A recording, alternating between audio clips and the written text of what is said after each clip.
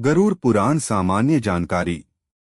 गरुड़ पुराण हिंदू धर्म के 18 महापुराणों में से एक है और इसका नाम भगवान विष्णु के वाहन गरुड़ के नाम पर रखा गया है, जो इस ग्रंथ में प्रश्नकर्ता के रूप में प्रकट होते हैं। यह पुराण मुख्य रूप से मृत्यु, जीवन के बाद की प्रक्रिया, कर्मफल, प्रेतात्माओं, स्वर्ग-नरक और मोक्ष जैसे विषयों पर केंद्रित है। इसके साथ ही इसमें धर्म, नीति, आयुर्वेद, ज्योतिष और अन्य जीवनोपयोगी विषयों का भी वर्णन है। विस्तृत जानकारी। 1. संरचना। खंड गरुड़ पुराण को मुख्य रूप से 3 भागों में विभाजित किया जाता है: आचार खंड, प्रेत खंड या कर्म खंड और ब्रह्मा खंड। हालांकि कुछ संस्करणों में इसे 2 खंडों, पूर्व खंड और उत्तर खंड में भी देखा जाता है। अध्याय। इसमें लगभग 279 अध्याय हैं। श्लोक करीब 19,000 श्लोक हैं, लेकिन यह संख्या विभिन्न संस्करणों में भिन्न हो सकती है। यह मूलतः संवाद शैली में लिखा गया है, जिसमें गरुड़ भगवान विष्णु से प्रश्न पूछते हैं और विष्णु उत्तर देते हैं। 2 प्रमुख विषय। मृत्यु और परलोक। गरुड़ पुराण का सबसे प्रसिद्ध हिस्सा मृत्यु के बाद की यात्रा, यमलोक, प्रेत योनि और पुनर्जन्म का वर्णन है।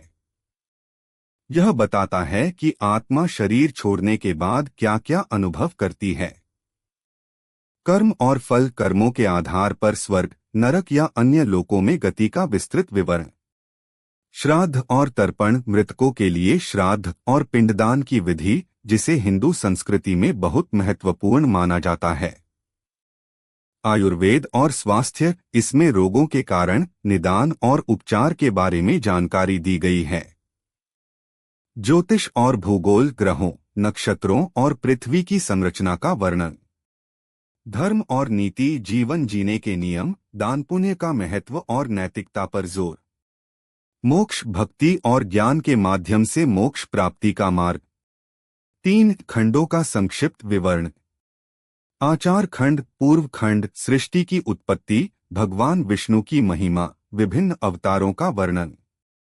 धर्म। दैनिक जीवन के नियम, व्रत, उपवास और पूजा पाठ की विधियां।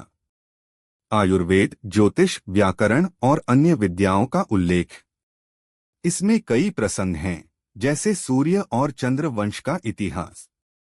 प्रेत खंड। कर्म खंड। मृत्यु के बाद आत्मा की यात्रा का वर्णन, जिसमें यमदूतों द्वारा आत्मा को ले जाना, यमलोक में कर्मों का हिसाब और दंड पुरस्कार शामिल हैं। नरक के 28 प्रकारों और वहां मिलने वाली यातनाओं का चित्रण। प्रेत योनि से मुक्ति के लिए श्राद्ध और तर्पण का महत्व। यह खंड मृत्यु के रहस्यों को समझने में सहायक माना जाता है। ब्रह्मा खंड। उत्तर खंड। भक्ति, योग और मोक्ष पर चर्चा। भगवान विष्णु के प्रति समर्पण और उनके गुणों का वर्णन। कुछ संस्करणों में यह हिस्सा छोटा होता है और इसे अन्य खंडों में समाहित कर दिया जाता है। 4 ऐतिहासिक और सांस्कृतिक महत्व। गरुड़ पुराण की रचना का श्रेय वेदव्यास को दिया जाता है, जिन्होंने इसे अन्य पुराणों के साथ संकलित किया। यह ग्रंथ विशेष रूप से अंतिम संस्कार और श्राद्ध के समय पढ़ा जाता है, क्योंकि यह मृत्यु और परलोक से संबंधित गहन जानकारी देता है।